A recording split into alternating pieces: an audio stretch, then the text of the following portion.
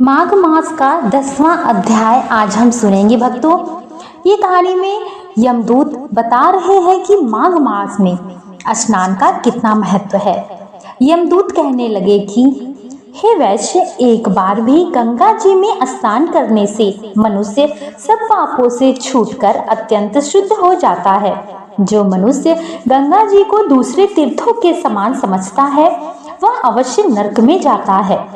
भगवान के चरणों से उत्पन्न हुई गंगा जी के पवित्र जल को श्री शिव जी अपने मस्तक पे धारण करते हैं।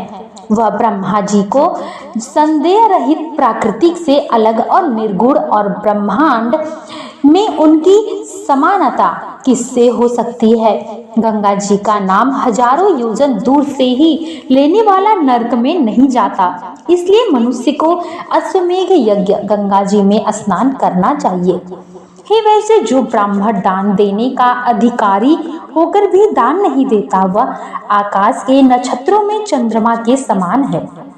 जो कीचड़ से गौ को निकालता है, जो रोगी की रक्षा करता है, जो गौशाला में मरता है वह आकाश में तारा होता है।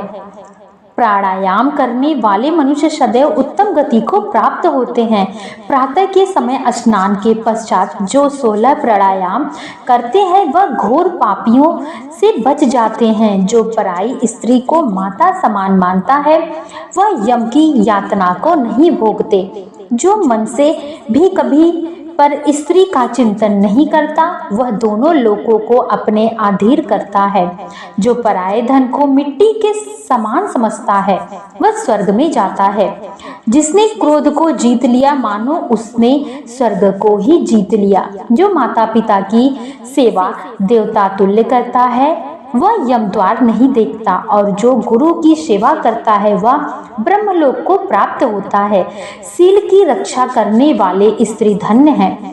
सील भंग करने वाली स्त्री यमलोक जाती है। जो देवों और शास्त्रों को पढ़ते हैं या पुराणों और संगीता पढ़ते हैं सुनते हैं तथा जो स्मृति का व्याख्यान और धर्मशास्त्र समझते हैं या जो वेदांग में लीन रहते हैं वह पाप रहित होकर ब्रह्मलोक को प्राप्त होते हैं। जो अज्ञानियों को वेद शास्त्र ज्ञान नहीं देता वे देवताओं से भी पूजित होते हैं।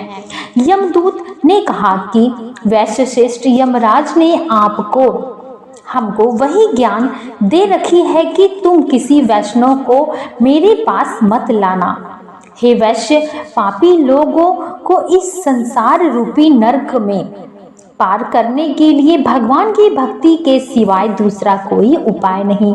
भगवान की भक्ति न करने वाले मनुष्य को चंडाल के समान समझना चाहिए। भगवान के भक्त अपने माता पिता दोनों के कुलों को तार देते हैं और उनको नरक में से रहने देते हुए बाहर निकाल देते हैं। जो मनुष्य वैष्णव का भोजन करता है वे भी भगवान की कृपा से श्रेष्ठ गति को प्राप्त होते हैं। बुद्धिमान को सदैव वैष्णव का अन्न खाना चाहिए जिसमें बुद्धि पवित्र होकर मनुष्य पाप नहीं होती। गोविंदाय नमः इस मंत्र का जाप करता हुआ जो मनुष्य मृत्यु को प्राप्त होता है वह परम धाम को प्राप्त होता है, इसमें कोई संदेह नहीं है। जो ओम नमः भगवते वासुदेवाय 12 मंत्र या ओम नमो नारायण 8 अक्षर मंत्र का जाप करता है उसके ब्रह्म हत्या इत्यादि पाप नष्ट हो जाते हैं। इस प्रकार 10वें अध्याय का अध्ययन पूरा हुआ।